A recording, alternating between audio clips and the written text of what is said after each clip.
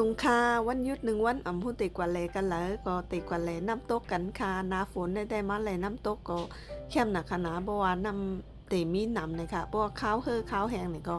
น้ำตกก็ติแห้งเลยค่ะเนาะบ่มาแลข้าวฝนได้เข้มนั่นเลยค่ะอันเฮาติกว่าแลน้ำตกในก็ติเป็นน้ำตกเอราวัณเนี่ยค่ะเหมือนตั้งได้ว่าติกว่าแลน้ำตกไทยโยกน้อยเนี่ยค่ะนะแล้วก็ยำกว่าแลอย่าปอกนึงมือกว่าแลปอกนั่นนังรถไฟกว่าในคณะมือในได้มาแลน้ำตกเอราวัณแต่นังรถมอไซค์มากันในคณะเขาตั้งออกจากกรุงเทพมาตีน้ำตกเอราวัณในก็หมอก3 ชั่วโมงในค่ะนะนางมอไซค์มาในค่ะอันนั้นก็ติเป็น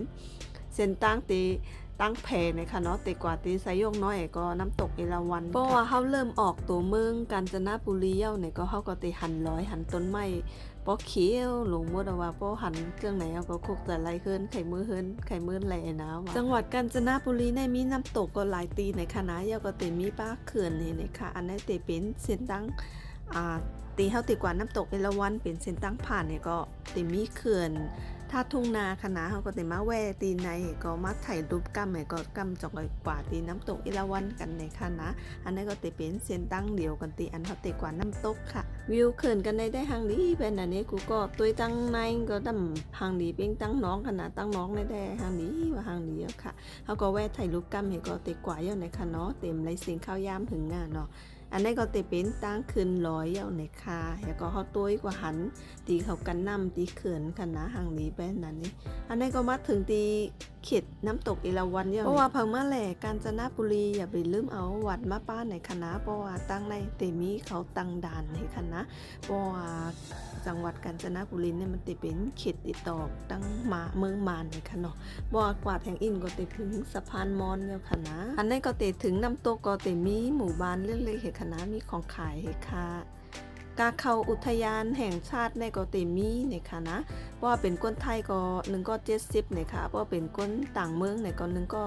300ในคณะเพราะลูกอ่อน550ในเพราะเข้ามาแทงอินนาวในก็ติมีด่านตรวจ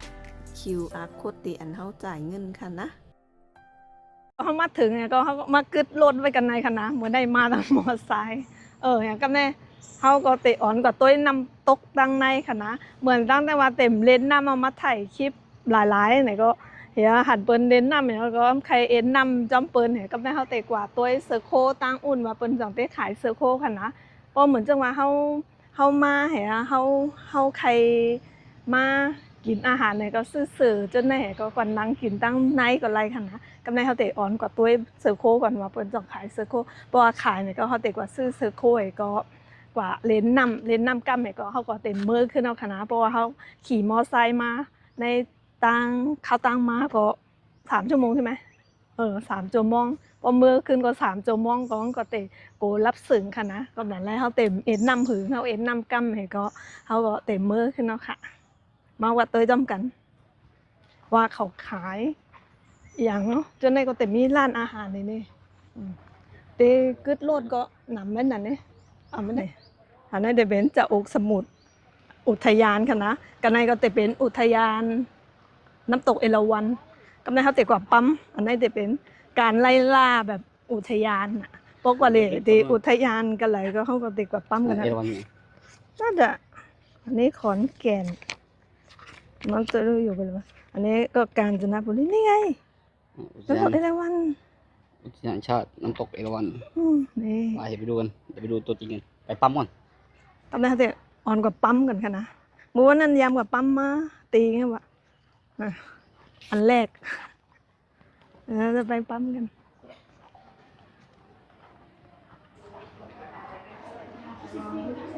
โทษนะคะปั๊มขอปั๊มทุกอย่างนั่น71นี่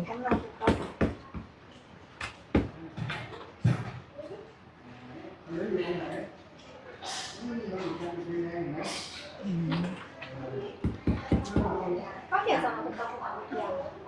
nhưng hầu như là cái gì thì ở em mà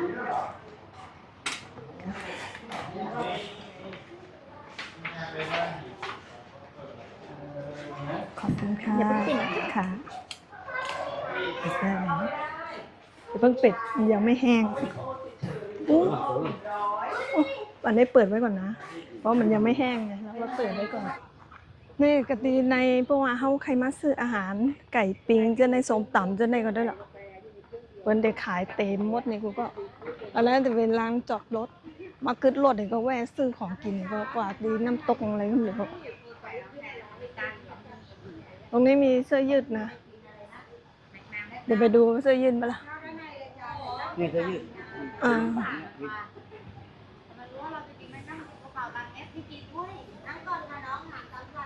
มีตัวยืดขายนะ เอามาดูเสื้อไปตั้งอุ่นเนี้ยวอ่ะ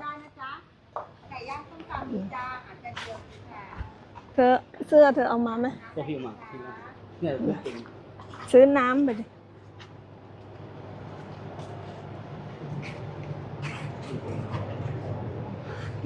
ซื้อกางเกงใช่ไหมกันนั้นรีบซื้อค่ะอ๋อมีเสื้อยืดน้ำตกไงน้ำตกเอราวัณ เสื้อตัวใหญ่ใช้ตัวนี้ กางเกงตัวเท่าไหร่คะ เอาเป็นไซส์ไหนคะ อ๋อมันมีไซส์ใช่ไหม ถ้าเป็นแถวนี้จะเป็น100 โอ้กางเกงขายาวก็มีนะกางเกงช้าง เสื้อไม่มี อันนี้มันเป็นชุดใช่ไหม อันไหนนะ อันนั้น เป็นเสื้อ อ๋อเป็นเสื้ออย่างเดียวเสื้อยืดมีตัวเล็กไหมมีแค่อ๋อ เป็นไซส์ไหน ไซส์ M จ้ะ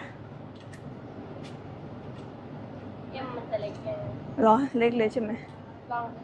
เอลไหม L ก็ได้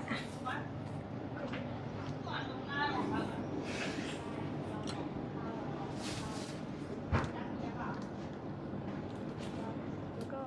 ซื้อโกนมาว่ะตีกว่าเลนส์น้ำเดี๋ยวต้องเสื้อยืดนะเสื้อยืดที่เป็นสีขาวเอาต้องไว้ใส่เมื่อเอาเนาะโกงแล้วแต่ใส่เสื้อได้เลยเนี่ยเปลี่ยนโกนนะวะแล้วก็เสื้อได้เขาต้องไว้ใส่มือด้วยรถนั่นรถเมย์แต่มันมาถึงกันนะก่อนพูดนะว่าผ่านใครมาเนี่ยก็หาข้อมูลในมาอะไรค่ะนะไปนี่อันนี้ก็จะเป็นตั้งเขาคณะอันตีเมื่อกี้เขามาปั๊มตาซิกเนี่ยโอ้ยตังในก็มีแบบของขายว่ะเขาโอ้โหเมื่อกี้มาดันตัวเมื่อกี้เขามาตัวกันนั่นนะแล้วก็เขามาปั๊มกันได้ใช่ใช่กันที่นี่ก็มีกันในก็มี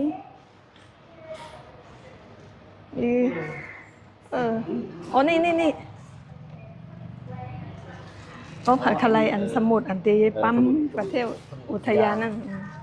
มาซื้อในอะไรนะ1 อัน 100นี่ รู้แล้วนั่งงงอยู่งง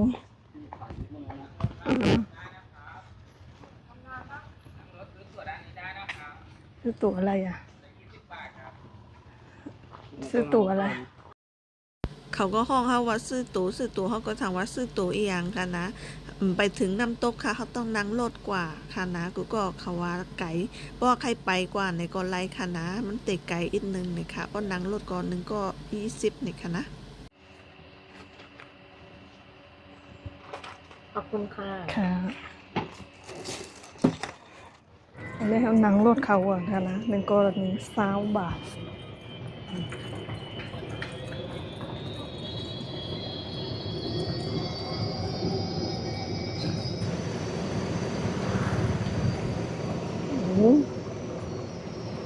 ถึงแล้ว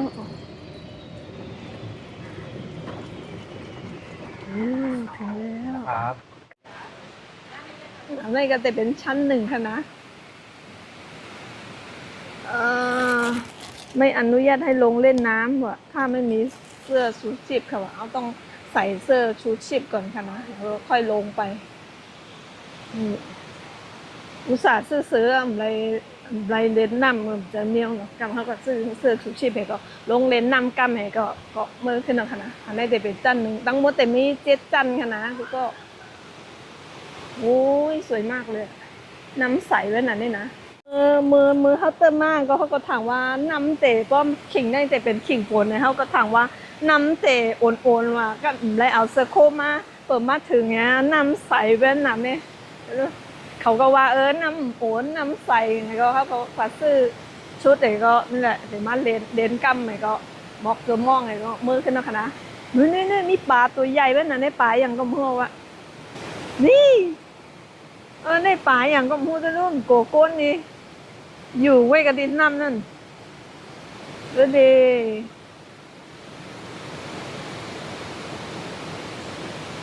โกโก้นว้าวสวยมากเลยอ่ะกูก็น้ำตกเอราวัณนะเขาอยู่ที่จันหนึ่งไงก็เล่นน้ำกันในก็มือขึ้นเอาคณะทำเต็มคืนจันตั้งหนึ่งแล้วค่ะสวยมากสวยมากเลยวิ่งต้องไปนั่งตรงนั้นสวยมากเลยอ่ะหรือว่าจะขอถ่ายรูปตรงนี้หน่อยได้ปะเขารอถ่ายรูปกันเต็มเลยนะได้ยังซื้อชูชีพใน1 ตัว20 บาทคณะสวยมากเลยอ่ะ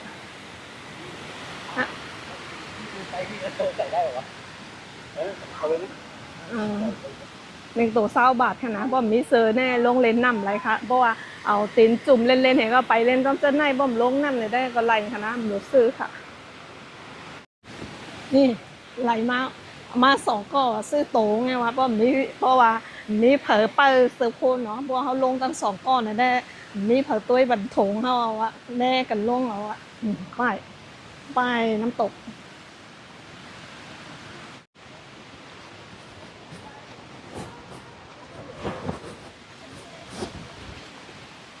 ถ่ายวิดีโอเนี่ย เนาะถ่ายวิดีโอเขาก็เก๊กหนักเลยถ่ายรูป1 2 ก็1 2 ก็อู้หันนะน้ำตกอันนี้เป็นชั้น 1ใช่ไหมเธอจะไปขึ้นชั้น 2ไหมพี่แจ๊คนำได้เขียวไงเนี่ยเพราะเขาไม่เขาแค่นั่งเรียนจำพิมพ์จะได้อยู่ใส่เสื้ออะไรนะดังในมีปลายเลยแล้วก็มันมีหลายทั้งหมดมี7 จันเนี่ยกูก็เอาแต่กว่าเลนจันกันนั่นเพราะว่าตัวเตะลึกอีกเนี่ยก็เตะตีน้ำตกลงมาเข้มไว้แต่ก็ตีนังก็มีคณะก็แบบครอบครัวมันนั่งกินอาหารซื้ออาหารมันนั่งกินกันเนี่ยนั่งกันอะไรโอ้สวยมากเลยอ่ะทุกก็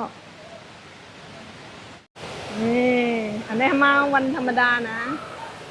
ขนาดวันธรรมดาก็ต้องมีโกนเนี่ยเพราะเป็นวันแบบว่าวันหยุดหรือว่าวันเสาร์อาทิตย์แน่ๆโกนเต็มหนังเป็นกำหูอ่ะโอ้โหก็ตัวดูว่าขึ้นกว่าแทงอีเนี่ยจะเป็นจัน2กว่าหูขนาดบ่นั้นก็หันกันในจะเป็นน้ำตกเห็นดิโอ้ยน้ำน่าจะสวยใสด้วยนะมีปลาในปลาก็วายนั้นตัวกวนนะปลาอย่างก็มูกอะสวยมันในเล็ดก็ไม่เย็นดีแบบนั้นเนี่ยเหมือนตั้งแต่ว่าเต็นเรียนตีจัน 1เนี่ยวะ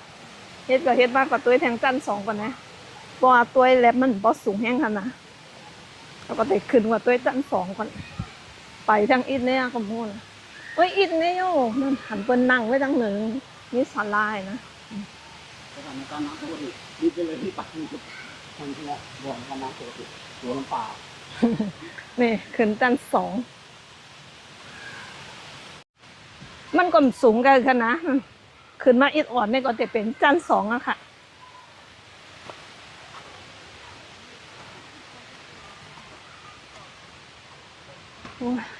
ขนาดไปอิดอ่อนนี่ตั้งหืออิงกะเลดเขามาแล่นน้ำได้หน่อยนี่อิงกะเลดหลายจัน 2มาเลี้ยวกว่าดังในว่ะให้พวกขึ้นมาแทนกันนั้นเป็นจัน 3อ่ะมันปอกไก่กันไกลขนาดกาวเนี่ยมอก29มันก็ถึงว่ะน่าจะเป็นจัน 2โอ้บุก็ดูลูกปลาตัวใหญ่เป็นอันนี้นู่นอันนั้นจะเป็นจัน 3ว่ะอันนั้นจะเป็นจัน 2อ่ะทำบอจับกันไหมแต่เล่นจัน 3มันก็เป็นหนังเนี่ย โดยจันสามเต็นลึกอินนะโดยแคมไปโอ้ยอยากเป็นเลนให้เล่นน้ำน้ำละว้าโอ้ยกันนั้นก็ปางเต็นมดเนี่ยนะนั่นจะเป็นจันสามเลนดีจันสามเนี่ยกันสวยมากกันแน่ว่าเพราะว่า